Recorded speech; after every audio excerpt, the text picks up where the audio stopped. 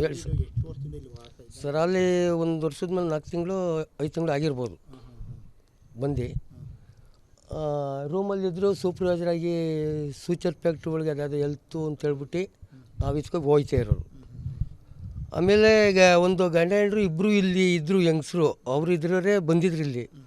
ಆಮೇಲೆ ಅವರು ಹೊಂಟೋಗಾಗಲೇ 6-7 ತಿಂಗಳಾಯಿತು. ಅದೇನೋ ನಮ್ಮ ಅಮ್ಮಂಗೆ ಹುಷಾರಿಲ್ಲ ಅಂತ ಹೇಳ್ಬಿಟ್ಟು ಹೋಗೋರೆ ಅಂತ ಹೇಳ್ತಿದ್ರು. ಅದರಿಂದ ಈಚೆಗೆ ಅವರು ಒಬ್ಬರೇ ಸಿಂಗಲ್ ಇದ್ದರು. ಇದು ಮಾಹಿತಿ ಈಗ ಇಲ್ಲಿವರೆಗೂ ಈ ಒಂದು ಸೆಕೆಂಡಲ್ಲೂ ನಮ್ಗೆ ಗೊತ್ತಿಲ್ಲ. ಅಲ್ಲಿ ಮನ್ಗಿದ್ದು ನಾವು ಮನೆಯಲ್ಲಿ ಆವಾಗ ಬಂದು ಅವನ್ನ ಹಿಡ್ಕೊಂಡು ಹೋದ್ರಂತ ನಾವಂತೂ ನೋಡಲೇ ಇಲ್ಲ. ಅಷ್ಟೇ. ಏನು ವಿಚಾರ ಮಾಹಿತಿ ಗೊತ್ತಿಲ್ಲ ಸರ್. ಅದು ನಾವು ಕಣ್ಣಲ್ಲೇ ನೋಡಿಲ್ಲ ಅದನ್ನ.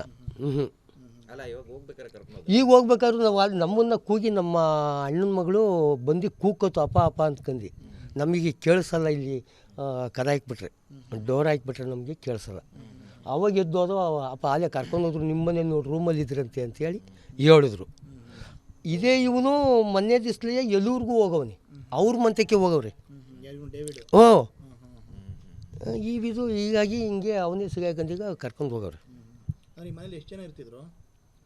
ಅವನು ಒಬ್ಬನೇ ಇರ್ತಿದ್ದು, ಒಬ್ಬನೇ ಅದೇ ಅವ್ನು ಅಲ್ಲಿ ಏನು ಒಂದು 29-30 ಆಗೋದೇನಪ್ಪ. ಹುಡುಗ ಒಂಥರ ದಿಂಬಾಗ ಅವನೇ ಅಷ್ಟೇ. 29 ಆಗಿರ್ಬೋದು. ಏನು ಕೆಲಸ ಮಾಡ್ತೀವಿ?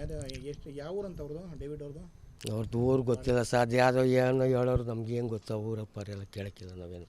ನಾವು ಅವ್ರದ್ದು ಏನು ಮಂದಿಸ್ಲು ಏನು ಅದು ಇದು ಮಾತಾಡೋಕ್ಕಿಲ್ಲ. ಏನು ಸಿಗಬೇಕು ನಾ ಟಿ ವಿಲಿ ನೋಡಿದ್ರಲ್ಲ ನೀವು? Okay sir. ನೋಡಿದಾಗ ಈ ನಿಮ್ಮಲ್ಲೇ ಇದ್ದಾರೆ ಅಂತ ಗೊತ್ತಾದಾಗ ಹೆಂಗೆ ಅನ್ನಿಸ್ತು ನಿಮಗೆ?